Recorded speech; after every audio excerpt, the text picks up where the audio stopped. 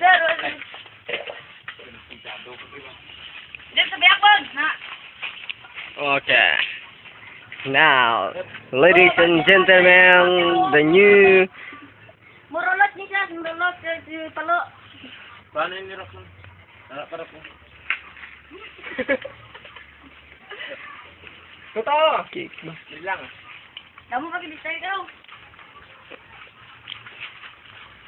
Uy, natamaan si Jay. Para, bumay!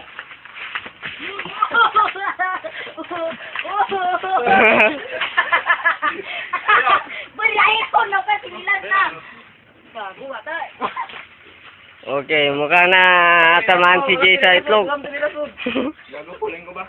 Bulayin na yung man. Mukhang natamaan si Jay sa itlog. At si Banban naman natamaan sa buto.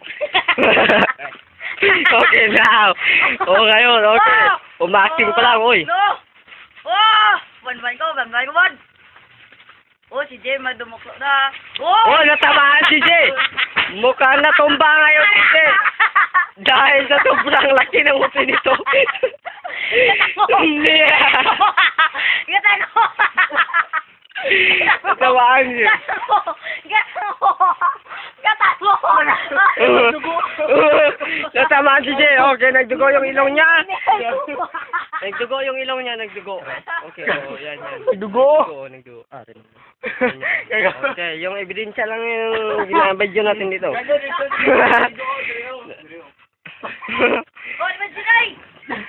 Natamaan si Jay. Sa sobrang lakas ni Ivan magsuntok. Gagudugo gitu. Budot. Okay.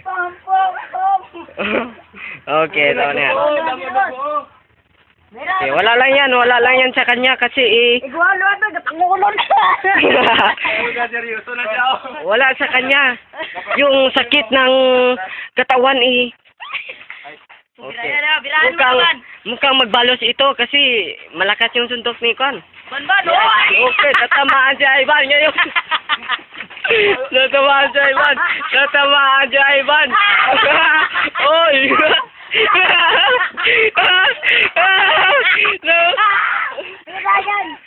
Mukhang natalo nga talaga si Ivan.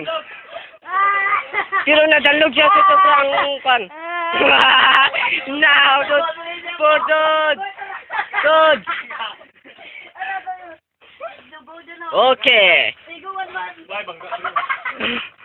Okay, tignan lang natin yung laban nila ngayon. So, ngayon mukhang lamado talaga si Kwan. Si Ivan, lamado talaga ito kasi malakas yung suntok niya. Sa sobrang suntok nito, mukhang naglikay siya sa may kahoy. Doon siya naglikay Pag suntok niyang ganun nako. Bansay. Okay. Round 3! Okay. Round 3. Bakit gumagaling ka? Uy, mukhang magsusurin din itong kalaban ni Ivan Round 3! Round 3! Wala na Okay. siya, round 3, knockout. Napdian niya yung kanya, yung ilong niya sa sobrang sipon dumugol yung ilong niya. Videoin na, hindi siya ano dyan. Okay. Okay, next question. Ang nanalo ngayon natin na araw nito ay si Ivan.